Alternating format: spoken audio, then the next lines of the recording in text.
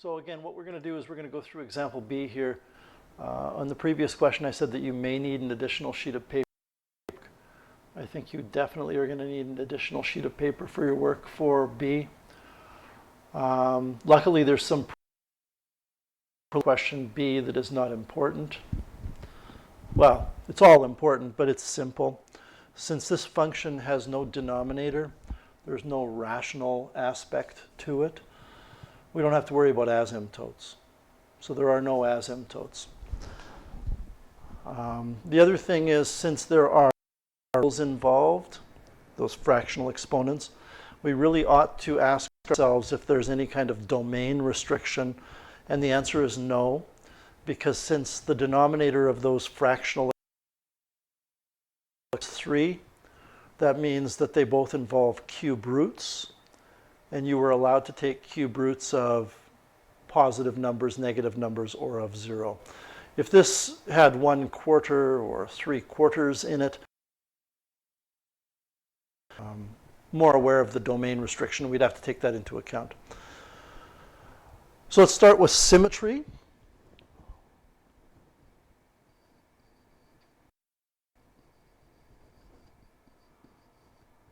Well, there is no symmetry here. Essentially, let me explain my reasoning. Since that plus 3 is something that, well, let's explore it. Let's find f of negative x. It would be negative raised to the 1/3, and then times negative x plus 3 raised to the 2/3. We don't even need to get into a discussion of the first part of this expression. This is not x plus 3, and it's not negative 1 times x plus 3, which means that that part of the function, we can say f of negative x is not f of x, so it's not going to be even, because we get something that's not the same. But what we get for that part of the function, negative x plus 3, that's not even the negative of what it was. If we got negative x minus 3 in there, then we would say, oh, well, then it's going to be odd. The bottom line is when you f of negative x is not equal to f of x, and f of negative x is not equal to negative f of x. So that means it has no symmetry. What about x-intercepts? Well, since there's a factor, that factor has a 0 of 0. I know that sounds awkward, but what it means is the value of x that makes that factor x to the 3rd equal to 0. The value that does that is 0. So the 0 of that factor has a value of 0. And as well, there's another factor there, which means we have 2 x-intercepts. By the way, the y-intercept is also 0 because that's the origin, or what we could do is put 0 in for x and get a y-intercept of 0. There are no asymptotes.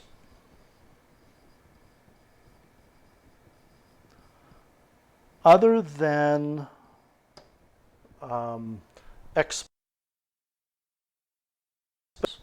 and some weird trigonometric functions, the only functions we will encounter that have asymptotes have to be rational functions. So they need to have a denominator, and this does not have a denominator.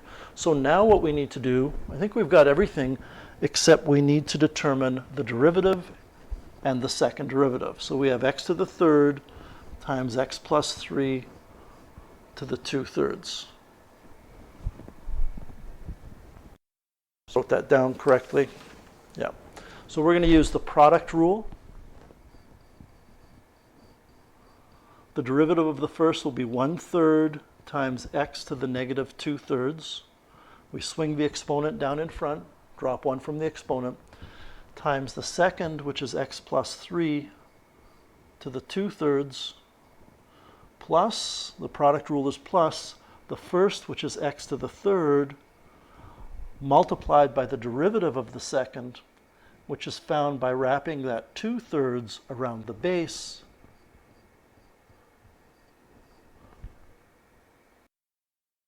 which stays the same, dropping 1 from the exponent. So I'm going to double my work on that. You should do the same. Derivative of the first looks fine, times the second, plus the first is fine, times the derivative of the second looks good.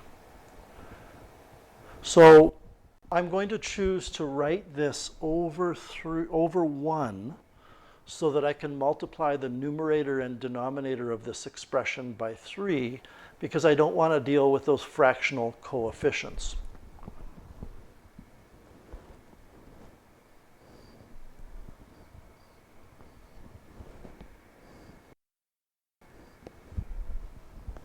So any questions to that point?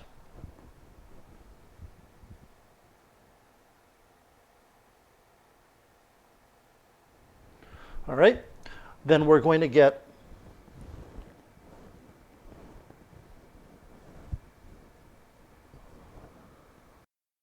x to the negative 2/3 times x plus 3 to the positive 2/3 plus 2x to the third times x plus 3 to the negative 1/3 over 3. This is dy dx. I'm going to double check that last step. All that happened was those 3's that are in denominators of the numerator canceled when I multiplied this 3 in to each term.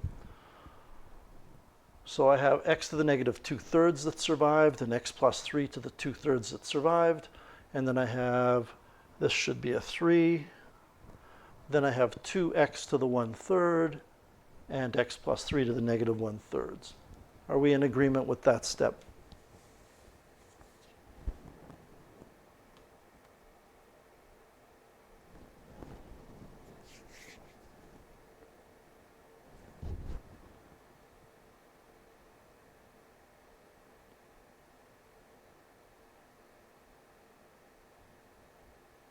Okay, Rachel's in agreement.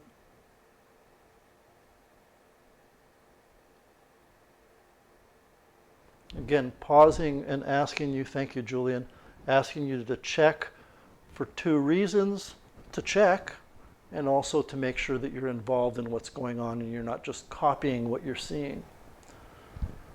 I think it's okay. As I was waiting, I checked it a couple other times. Now I can factor things out. I can factor out an x to the negative 2/3 because I have factors of x in the first term and in the second term, and I always take out the lowest exponent. I can also factor out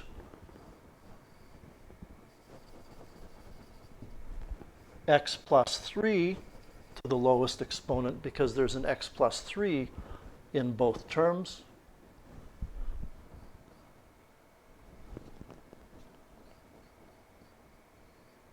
And I'm taking out the lowest exponent, which is negative 1/3. What do I have out of the first term? The x to the negative 2/3 is gone. If I take, I keep writing 1/2, and that should be a 3. If I take x plus 3 to the negative 1/3 out of x plus 3 to the positive 2/3, I get x plus 3 to the 1, because the 1 added to the negative 1/3 will give you 2/3. Plus, I have 2.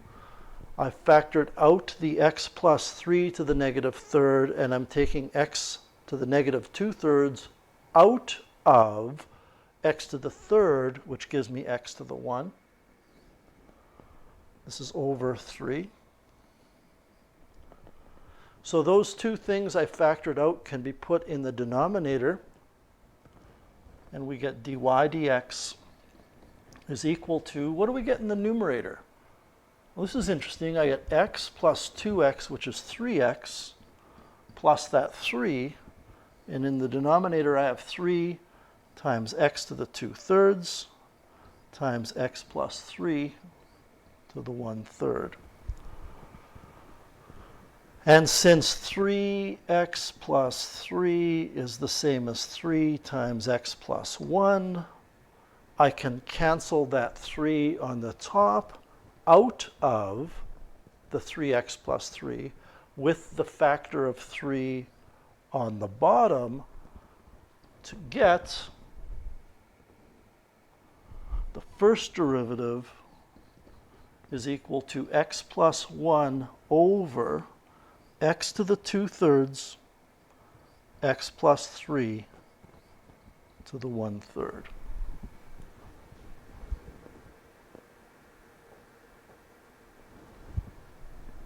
Take a minute, each and every one of you, and look that over.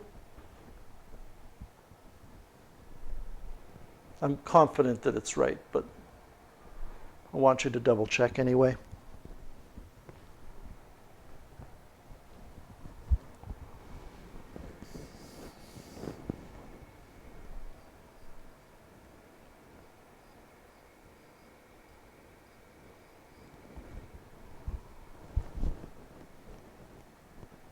Julian and Aaron are fine. Get a couple other people to confirm.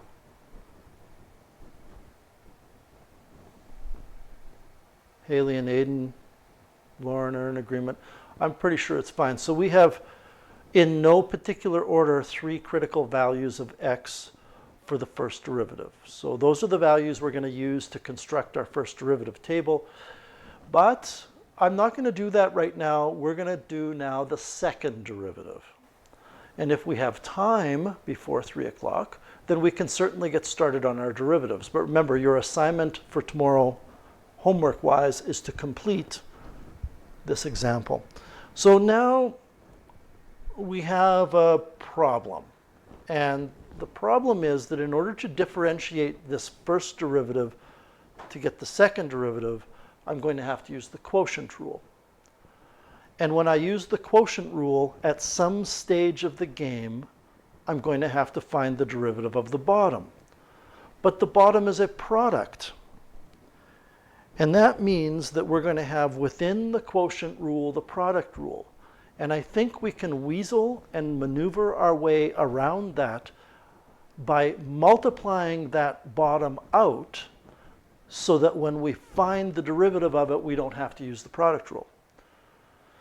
And I just want to talk to you for a minute here about what x to the 2/3 times x plus 3 to the 1/3 is and how else it can be written. Keep in mind that we may decide in parts of our work to leave it like this. But what I can do is recognize that this is the cube root of x squared, and this is the cube root of x plus 3, which means that this is the cube root of x squared times x plus 3,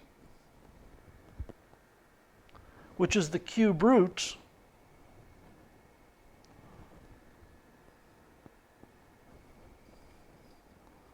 of x cubed plus 3x squared. Now, you can't always bring fractional exponents together, but you can whenever the denominators of the exponents are the same. So just to go through this again, remember that if you have r to the a over b, that means the bth root of r raised to the a. The top of your fractional exponent is the power, and the bottom of your fractional exponent is the index of the radical. So I've written both of these as cube roots, and then I've said, well, I can multiply that x squared by the x plus 3 together to get x cubed plus 3x squared, which means that I can write that denominator as x cubed plus 3x squared to the third.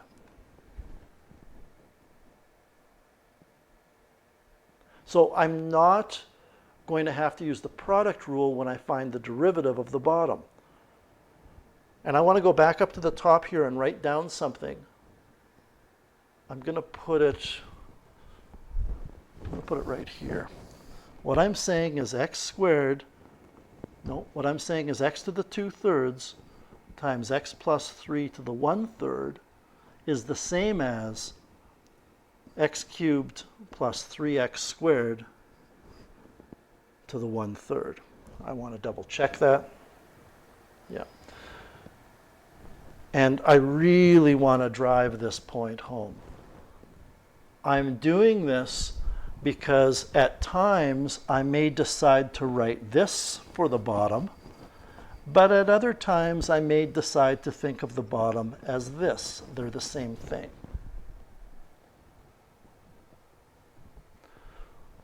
So now I'm going to differentiate using the quotient rule. This is now the second derivative, d2y dx squared. It will be equal to the derivative of the top, which will be 1, times the bottom, which is x to the 2/3 times x plus 3 to the 3rd. So this is a time in my work where I think it's best to write the bottom as the original way it was written, in factored form, minus the top, which is x plus 1, times the derivative of the bottom. But when I think of differentiating the bottom, I'm going to think of this. I'm going to be looking up here, because it's easier for me to differentiate that than to differentiate the other thing. And the derivative of that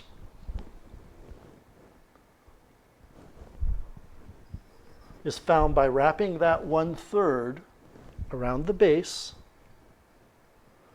rewriting the base exactly the way it is, dropping 1 from the exponent, and then multiplying by the derivative of what's inside.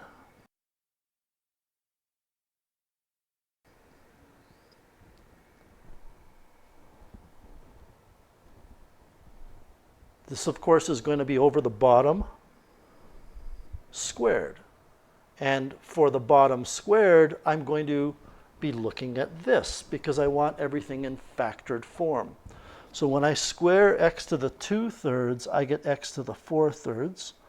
And when I square x plus 3 to the 1/3, I get x plus 3 to the 2/3. Whenever I square an exponent, I double the exponent. So let me walk you through everything again. Highlighted in blue is just a statement that says the bottom can be thought of in 2 different ways. This 1 is the derivative of the top, and then this is the bottom written in the form that it originally had, minus this now is the top, and this, I'll just go with a different color, is the derivative. I don't want that though. That is the derivative, this whole thing, if I can get my other color on here, this whole thing is the derivative of the bottom, but it's found by looking at the other way to write the bottom. And I have no idea what happened there underneath.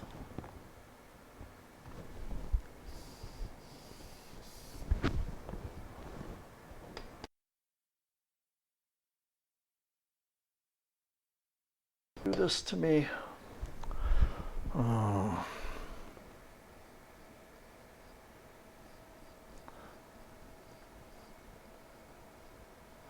So I'm going to double check all of that work. The derivative of the top is 1 times the bottom.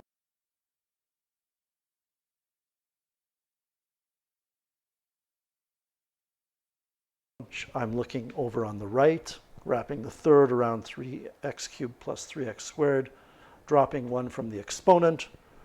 I am not sure at all why I wrote -1/2, but this is why you double check things. When I subtract 1 from 1/3, I get -2/3. Oh, and I just saw that, Aaron, you caught that too. and then times the derivative of what's inside, which is the derivative of x cubed plus 3x squared, over the bottom squared. Now I have one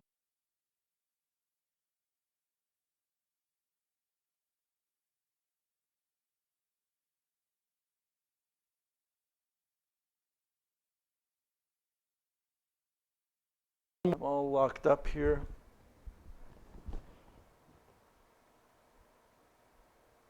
Well, that would be y. Okay, I'm going to push on here. I hope you appreciate that my point that sometimes I wrote the bottom the way it originally was, and sometimes I thought of it in a different way. Keep something in mind that this part of the bottom where I have x cubed plus 3x in here, plus 3x squared, I can put that back. So I'm going to be doing a whole boatload of factoring in this next step.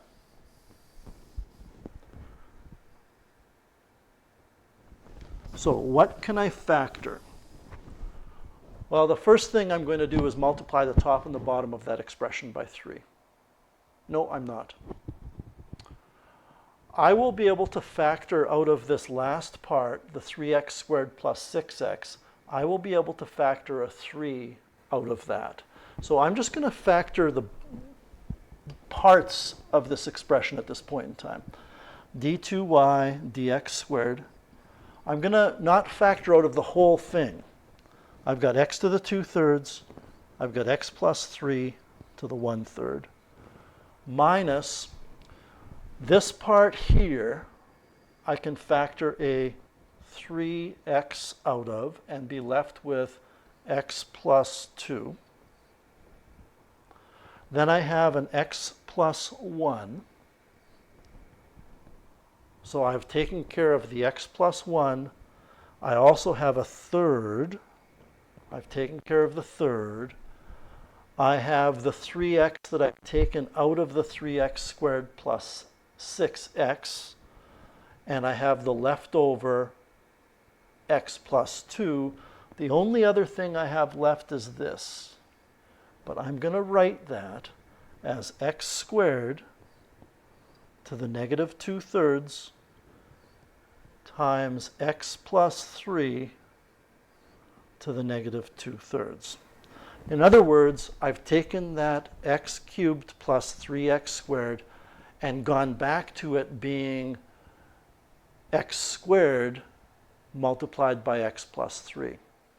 I've factored out that x squared and I'm raising them both to the 2/3. If you like, what I could have done is I could have done this.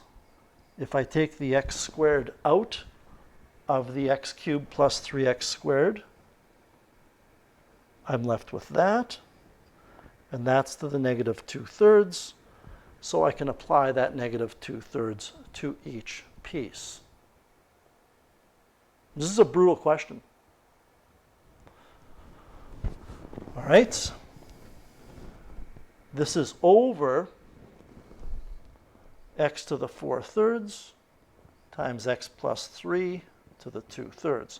I'm still not going to worry, everybody, about factoring out of the entire top.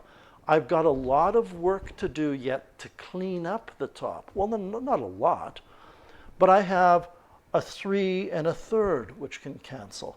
I have this x, which is to the 1, and I also have this mess in here, which can be grouped together.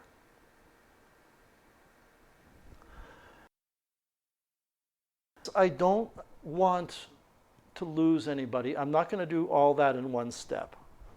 The first thing I'm going to do is just rewrite this. X to the 2/3, x plus 3.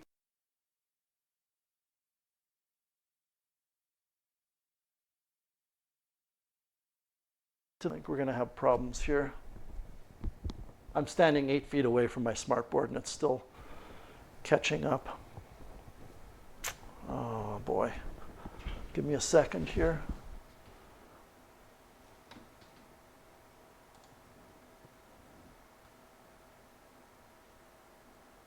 No, it should be good. Okay.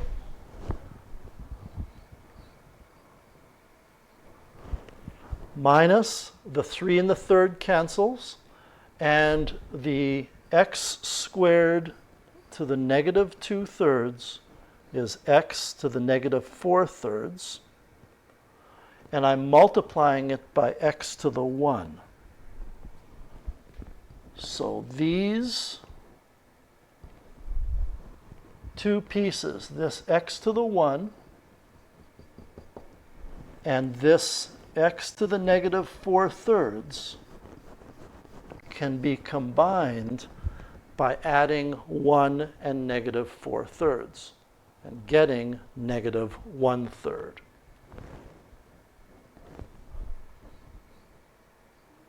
So this x to the negative 1/3 is that stuff that's highlighted in yellow.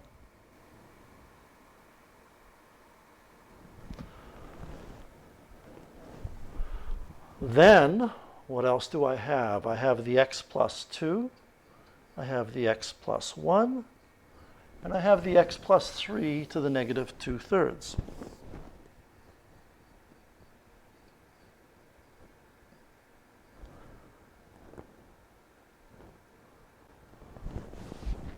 I'm just scrolling up to check the last couple of lines.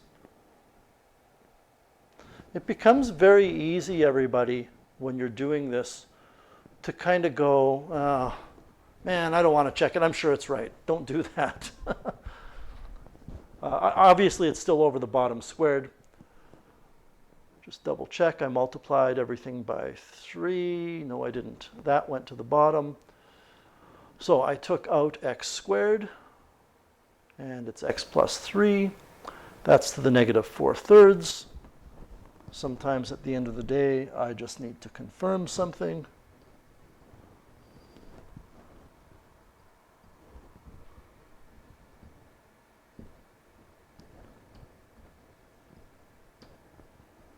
I shouldn't need to do that, but I wanted to make sure it was negative 1/3. I think we're okay. This is over, and I'm sorry for the delay here. My computer is doing something that I hope goes away soon. I can now factor. This is over x to the 4/3, x plus 3 to the 2/3. I can factor now. What am I going to factor out of the numerator? I'm going to factor out, well, there's x's in each term. I'm going to factor out the lowest exponent. There are x plus 3's in each term. I'm going to factor out the lowest exponent. And if memory serves here, everybody, believe it or not, things are about to get a lot simpler. Okay? Just have faith. What do we have left? If I take x to the negative 1/3 out of x to the 2/3, I get x to the 1. If I take x plus 3 to the negative 2/3 out of x plus 3 to the 1/3, I get x plus 3 to the 1. Then I have minus. Now I took out this. This is gone. I took out this. This is gone. I only have left x plus 2 times x plus 1.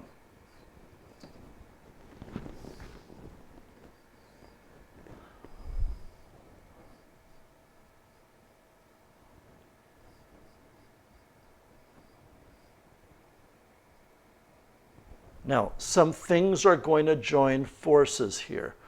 This can go to the bottom with a positive exponent, and that means I can add that now positive exponent of 1/3 to the exponent on the x that's already in the denominator to get x to the 5/3.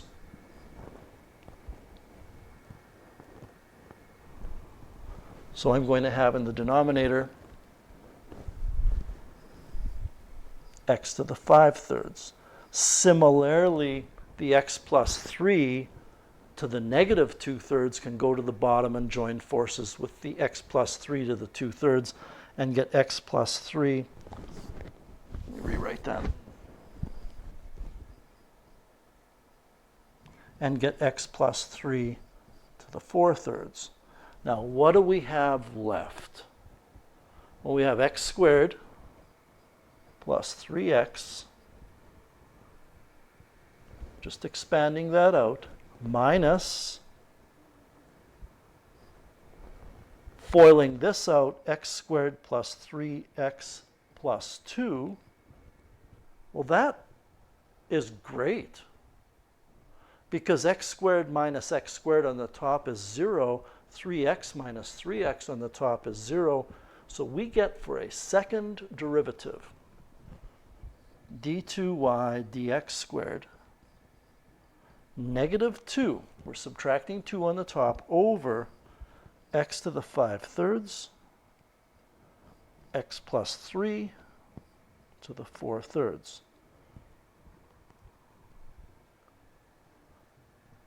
And I just realized why my computer is really slow. I'm doing too much on one page. If I go back to the beginning here and we take a look at our derivative, there is our derivative right here, and there are our critical numbers. You were going to need that to complete a first derivative table. Then, this is our second derivative, and the critical numbers for it are 0 and negative 3. And it's certainly not uncommon for you to have critical numbers of the second derivative that were also critical numbers of the first derivative. So what I'm going to say to you, I don't want to get the charts started here because I'm pushing my computer to the limits right now, is your assignment for tomorrow, your homework, is for you to complete a first derivative table and a second derivative table and be honest with yourself and try to construct, based on all of the information, what the graph looks like. Saying be honest with yourself, meaning don't just look at your graphing calculator. And if you get a little frustrated in trying to figure out what it looks like, just take a break from it and don't worry about it. But I don't want you to get so frustrated that you just go, I'm going to look at my calculator. I'm just typing into a laptop computer here the function just to confirm the first and second derivatives. First derivative, according to Wolfram alpha, is x plus 1 over x to the 2/3, x plus 3 to the 1/3. That is, I believe, what we had. Yep. And the second derivative is 2. Oh, no, negative. Oh, no, there's the negative. Negative 2 over x to the 5/3, x plus 3 to the 4/3. So I'll write those both down so that you can see them on one view, because I know there's a lot of work there. X plus 1 over x to the 2/3, x plus 3 to the 1/3. Critical numbers, 0, negative 1, negative 3, not in any particular order. So that's your homework for tomorrow. Tomorrow we'll finish going over this together so you can check your work. And tomorrow we're just going to be in class working on this. I'm not teaching anything new. There's no lesson tomorrow. You're just here in the Google Meet working on math. Any questions about this final example?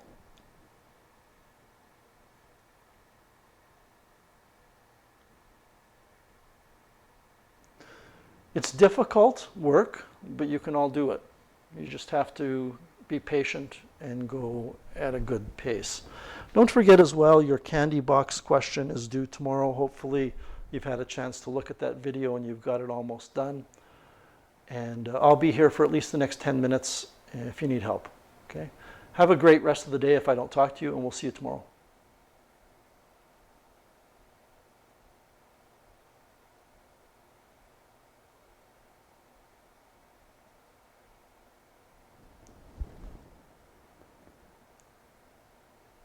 Mr. Ware, I have a question.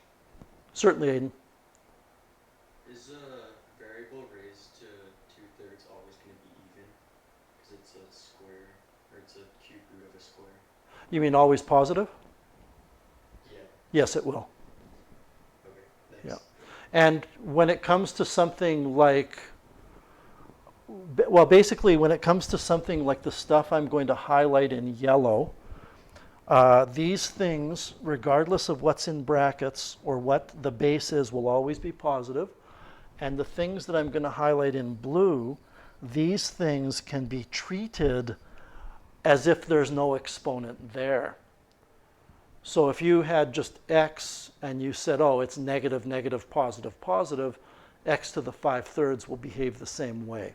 So if the numerator of the exponent's odd, you don't even need to worry about it. Does that make sense?